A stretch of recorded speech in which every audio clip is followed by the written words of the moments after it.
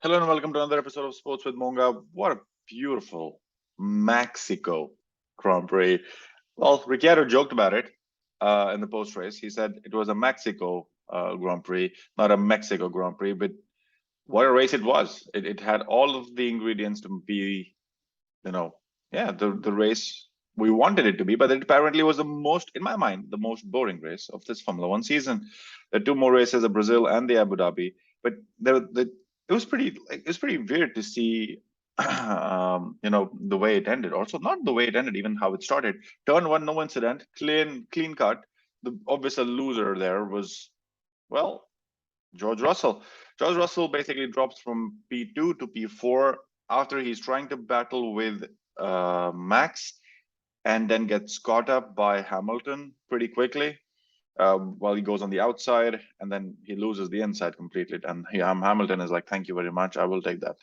Um, but that was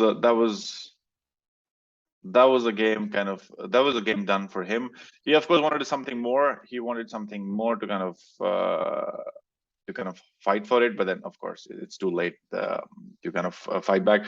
Of course, so it ended Max Verstappen winning, Hamilton P2, Perez P3. He did a great overtake, of course, kind of in the first lap itself. It was very close moments with Hamilton and Russell. He took over Russell in the first lap, and he never kind of he never kind of fell off. There were some talks about the DRS failing, his electrical issue that he had in the qualifying, but then nothing was kind of phasing him there. A great strategy as well to say. Like the strategy played the big part here. Verstappen, the Red Bull started on the softs along with the Ferraris, which were a complete. Ferrari should just forget this race ever happened. They were like they started the way they were and they ended the way they were. But Ferrari, of course, Leclerc still gained one position because he started P7. He finished P6. But Red Bull was on softs. The Mercedes was on medium. Ferrari was again on the softs. Uh, the softs were kind of grading pretty well, or they grained not heavily, but then of course by the lap 22nd, 23rd, Max Verstappen, you could hear him kind of saying that, "Oh, I'm sliding too much. This is just kind of I don't have any grip on my front left. It's not turning," and so on and so forth. On the other hand, Hamilton saying, "Oh, we can go long." They were in the medium, so they could have gone long, but they didn't. They chose to kind of go on the hards pretty to cover up the any undercuts that will happen. But then the first pit was from Perez. Perez pits to mediums. Then Max pits, Hamilton, and Russell. What was on Russell and Mercedes went to the hards. Red Bulls went to the mediums. But that was pretty interesting. I think at that time it would have been a very different strategy if Mercedes would have just kind of held on longer and then at the end do a soft. That's exactly what Russell wanted. Russell basically was very vehement on the radio saying, "Can we extend this stint to push us for the softs at the end?"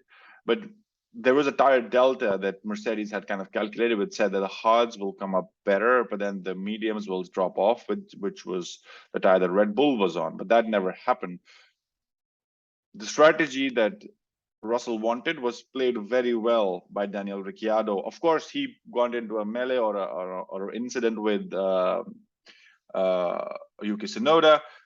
Now, I would say it's blame for both. Tsunoda kind of doesn't leave him any space. He just kind of turns in. But then he has so much space on the outside. He could have gone. But then again, the racing line and so on and so forth. But they've been fighting well. Ricciardo was handed a 10-second penalty. What a charge after that, because he was on the soft, so he basically had around 11 to 12 laps, and he hit a long stint on the mediums, and to kind of go, to go basically in the end to finish P7. So he basically went on a beautiful charge, taking over like he was a man possessed there, taking over. Of course, after his incident, he took over Bottas, Norris, and Ocon. He was helped, of course, by the fact that Alpine had another DNF with Fernando Alonso's car kind of coming to a halt at the end, almost feeling that it's going to be a safety car with 7 to 6 laps remaining. But then it was a virtual safety car. He was pretty frustrated.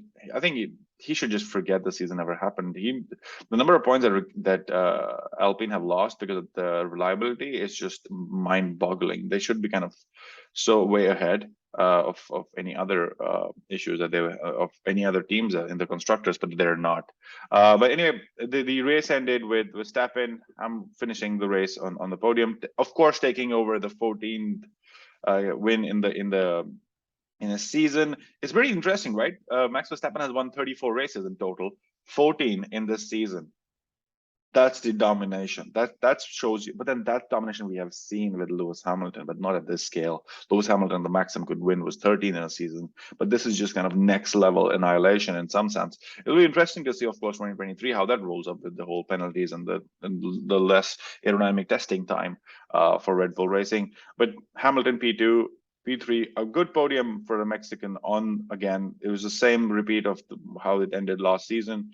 Russell P4, he would be the one. He would be the one that's frustrated because he knew that he could extend that medium to go on the soft and make a late charge, and because he did make the charge. He did pit stop three laps before the end to get the fastest lap, and he was faster by 2.6 seconds in that last lap. Of course, but then that's a delta that you kind of see in the fact, but of course, Toto Wolff and the team recognizing that they had made the wrong call on the tire. Hard was not the one to go to. It would have been a different race if they'd gone to softs. Sainz and Leclerc P5, P6. There is a 40-point difference between P2 on constructors and P3, which is Ferrari and Mercedes respectively. It'll be interesting to see 2 more races to go.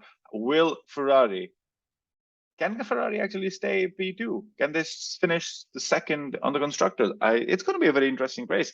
There are not a lot of points. There are not a lot of races. Any DNF, anything, and a 25 to 40-point swing can happen in over a weekend.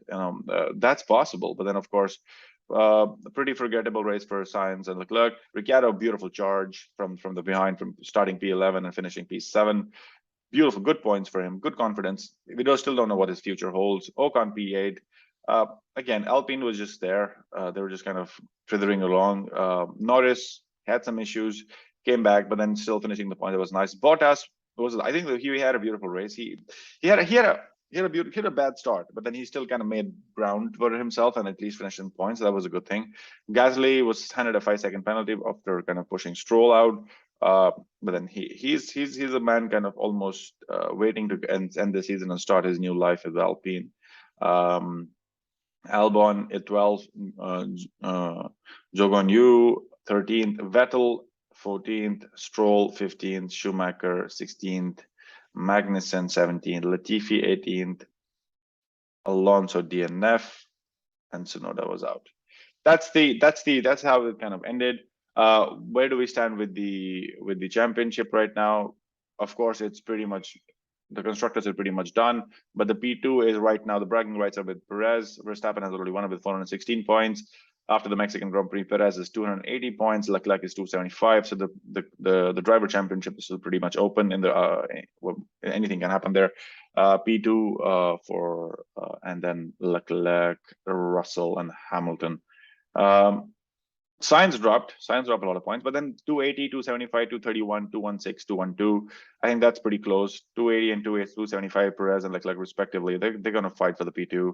Russell and Hamilton and Sainz, they're pretty close as well. But I think it's going to finish Verstappen, Perez, Leclerc, Russell, Hamilton, and Sainz the way it is right now. I don't think it'll change in the remainder of the 2 races unless something crazy happens again. It's a crazy season it's been. But then in the whole season, I think this was the only race which I felt was a little boring. Like you could just be like, yeah, there's no kind of facts. Like you could see the mid. There was nothing happening in the front because Mexico was like on a different level. But then there were fights happening in the mid with Alpine, with Ocon, at the back as well. But then not the most exciting driving race. It was more on strategy, went on strategy and lost on strategy in a way. But then looking forward to Brazil in a couple of weeks, and of course and then Abu Dhabi ending at the season finale. Red Bull have been consistent. The Red Bull have been reliable, and that's gonna be their key. Let me know what do you think, Daniel Ricciardo. That's a big question in my mind. After seeing what he did yesterday, will more teams be like, why is he not on our routing? Why is he not on our list? Why is he not driving for us? That guy still has it. It's not that that guy doesn't have it. It's just basically he's just had been has been with a team or a car that has not suited him best. But yeah, 2 more races to go. Anything can happen. It's a crazy season, of course. Then we prepare for the 2023 season itself, which is going to be more interesting to see. But then, what do you think about Daniel Ricciardo? What do you think? It's the question is still, can Mercedes still win? You know how Brazil and Lewis Hamilton are. They're like almost like he wants to be a Brazilian, but he's not. But then he loves Ayrton Senna, the history behind the whole Formula One in Brazil. It's crazy. But then let me know. Do you think Verstappen can stop Hamilton from winning, or can Mercedes win a race? What do they need to do to win a race and to continue their 16 season of winning consecutively? This will be the only season they're not if they don't finish on the top step of the podium. They have been on the podium, but they're not the top step. Let me know what you think. Let me know how you feel about Max Verstappen's charge. He's a man possessed. Can they sustain this in the next 2 races? Do share a comment, still like, and do subscribe to the channel. Looking forward to seeing the next one.